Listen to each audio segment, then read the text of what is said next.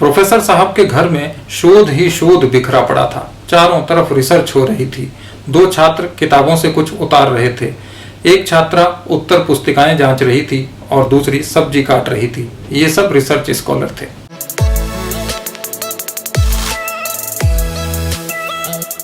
श्रवण कुमार अपने अंधे माँ बाप को सारे तीर्थ कराने के बाद विश्राम कर रहा था। माता पिता भी आराम कर रहे थे।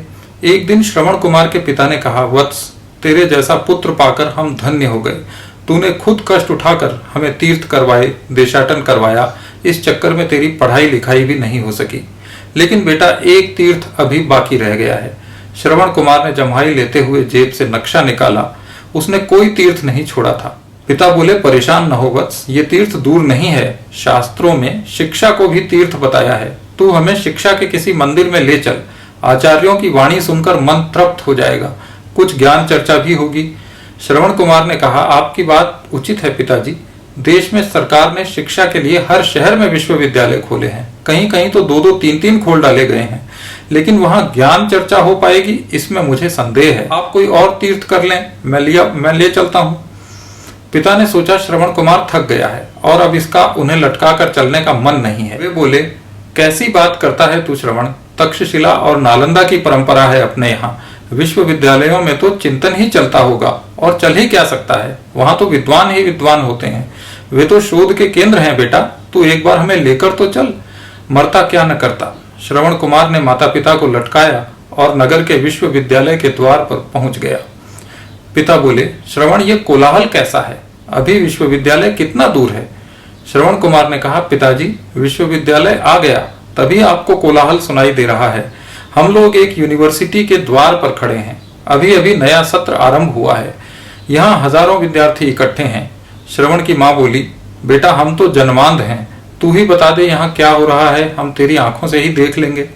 श्रवण ने आंखों देखा हाल सुनाना शुरू किया। वो बोला, बड़े बड़े पत्थरों से बनी ये एक भव्य और सुंदर इमारत है।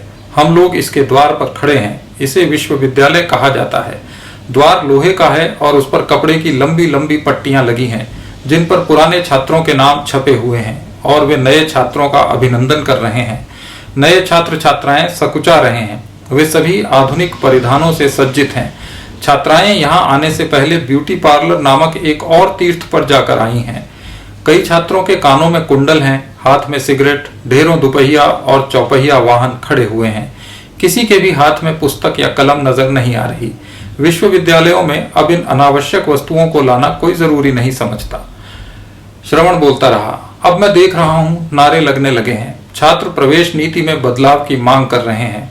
सब चाहते हैं कि सबको प्रवेश मिले, लेकिन सिर्फ प्रतिभाशाली बच्चों को ही विश्वविद्यालय में प्रवेश मिलता है। ये जो विद्यार्थी खड़े हैं सभी प्रतिभाशाली हैं। राजनीति से लेकर पुलिस थानों तक ये अपनी प्रतिभा का प्रदर्शन कई बार कर चुके हैं।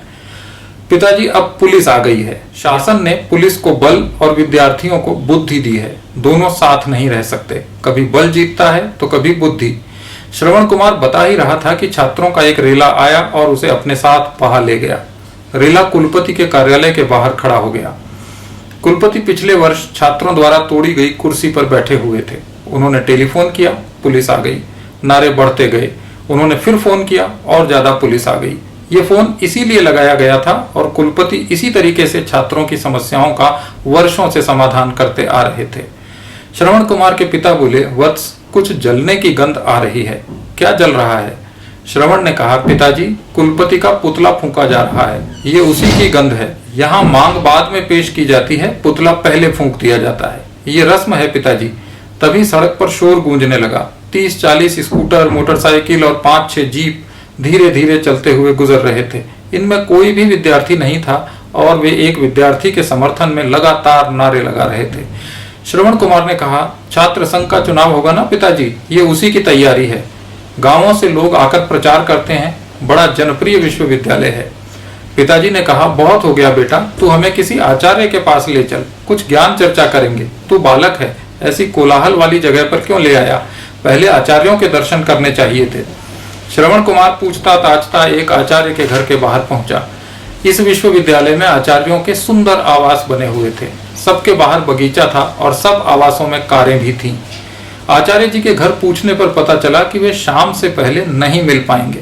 तब श्रवण कुमार एक दूसरे आचार्य के घर पहुंचा। वहां शिक्षा ही शिक्षा बिखरी पड़ी थी। आचार्य जी चश्मा लगाए एक सोफे में धंसे थे। दो छात्र पुस्तकों से कुछ उतार रहे थे। एक छात्रा उत्तर पुस्तिकाएं जांच रही थी और एक बैठी सब्जी के लिए भिंडी काट रही थी। ये सब शोध छात्र थे, रिसर्च स्कॉलर। शोध चल रहा था। श्रवण कुमार ने अपना परिचय दिया। एक छात्रा उठी और उसने इन लोगों को पानी पिलाया। आचार्य जी ने इतनी देर में 2 यूनिवर्सिटियों के पेपर सेट कर दिए। कुशल क्षेम के बाद आचार्य जी ने बताया, देश का स्तर गिर गया है। पहले 12 यूनिवर्सिटियों के पेपर सेट होने आते थे, इस बार 8 के ही आए हैं। चारों तरफ गिरावट देखने में आ रही है। यूनिवर्सिटी की सिलेबस कमेटी ने इस बार उन्हें शामिल नहीं किया। इससे वहां स्वार्थी तत्व घुस गए। 2 प्रकाशक उनकी लिखी कुंजियों का पैसा खा गए। कहां तक बताएं श्रवण कुमार जी, देश रसातल को जा रहा है। एक प्रशासनिक अधिकारी को सरकार ने यूनिवर्सिटी का रजिस्ट्रार बना दिया है। वो सभी पुराने मामलों की जांच करवा रहा है। शिक्षा में प्रशासन का हस्तक्षेप बहुत बढ़ गया है। इतना कहकर आचार्य जी गहरे अवसाद में डूब गए, डिप्रेशन में चले गए। शोध छात्रों ने श्रवण कुमार को तुरंत हटाया। बोले आपने देश चर्चा छेड़कर आचार्य जी को दुखी कर दिया। श्रवण कुमार एक और आचार्य के घर गया। वे कुर्ता पायजामा पहने पान का सेवन कर रहे थे। वे शिक्षक नेता थे।